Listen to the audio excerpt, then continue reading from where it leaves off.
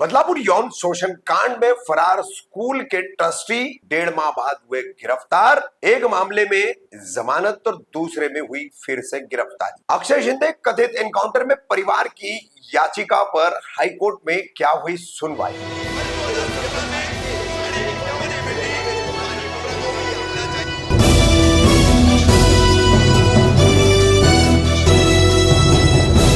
कामदार हिंदुस्तानी reporter में आपका स्वागत है। 3 अक्टूबर गुरुवार बदलापुर स्कूल का यौन शोषण कांड, स्कूल की मासूम बच्चियों के साथ किया गया यौन शोषण कांड और उसमें पकड़ा गया मुख्य आरोपी अक्षय शिंदे और फिर उसका कथित एनकाउंटर।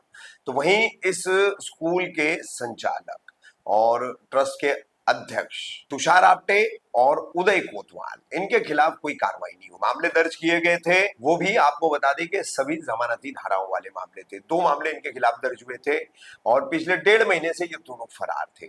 आखिरकार अचानक जो है पुलिस के ये शिकंजे में फंसे हैं। पुलिस ने इन्हें गिरफ्तार किया है और उसके बाद इन्हें कोर्ट में पेश किया। कोर्ट में पेश करने के बाद एक मामले में तो उन्हें फौरन जमानत दे दी गई क्योंकि सभी जमानती धाराएं थी। फिर दूसरे मामले में पुलिस ने उन्हें फिर गिरफ्तार किया है। फिर 4 अक्टूबर को उन्हें शुक्रवार के दिन कोर्ट में पेश किया जाएगा और वो भी लगभग जमानती धाराओं वाला मामला बताया जा रहा है, जिसके चलते उनकी जमानतें हो जाएगी। तो फिर ये मामले इनके खिलाफ बने ही क्यों?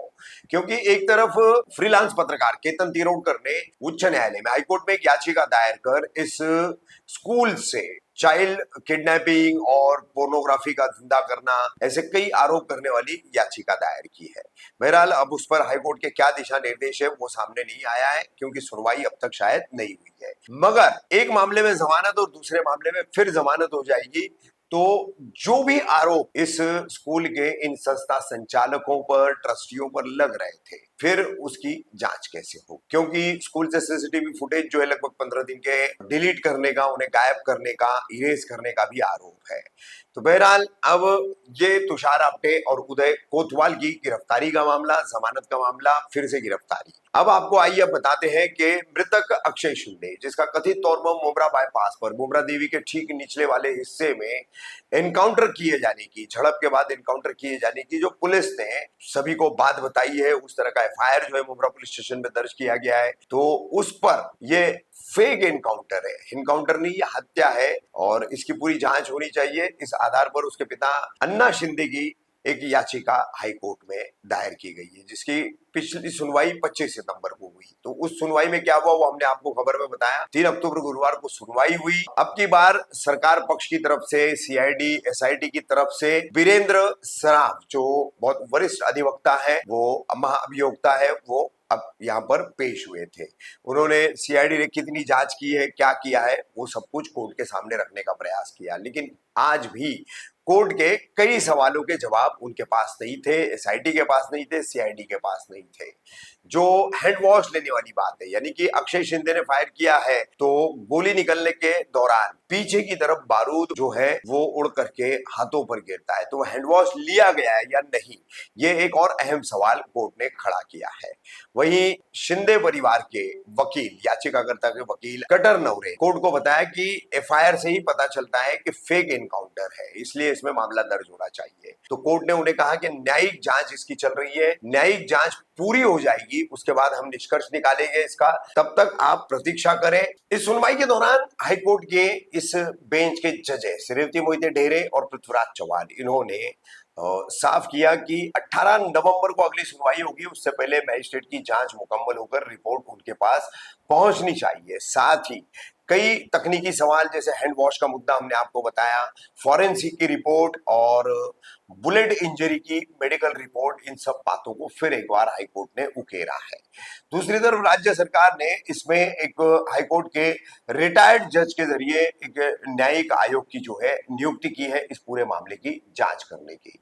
और हाईकोर्ट ने जस्टिस रेवती मोहिते ढेरे और पृथ्वीराज चौहान, इन दोनों जस्टिस के बेंच ने याचिकाकर्ता के वकील अमित कटर नवरे को थोड़ी सी ताकीद भी की है कि वो मीडिया से बोलने के वक्त जो है चीजों का ध्यान रखें, मीडिया से जितना कम बोलेंगे उतना उनके मुवक्किल के लिए, क्लाइंट के लिए वो फायदेमंद होगा।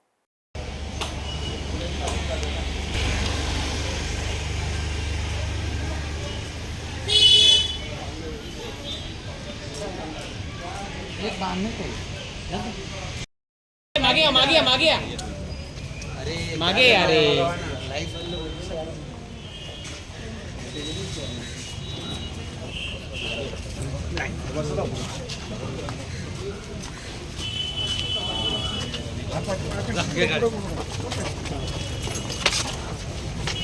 चला ड्रायव्हर कुठं आहे चला चालू करा चला पुढे तुम्ही बसा जाऊ जाऊ लवकर साहेब बसा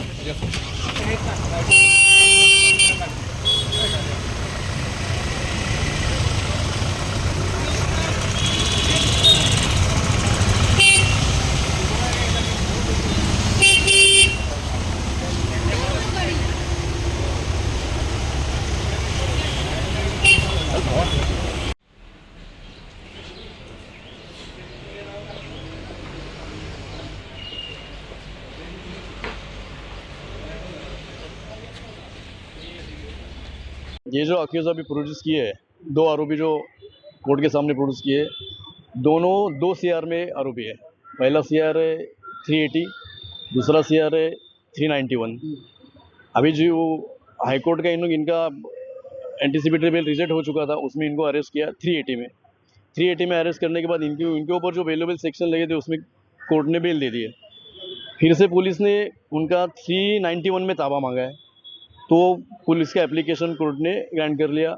उसमें अभी पुलिस 391 में उसको अरेस्ट कर रही है। उसको कल प्रोड्यूस कर लेंगे, उसके बाद देख लेते हैं जो ठीक है, कल इनको फिर से कोर्ट में पेश किया जाएगा। 100% कर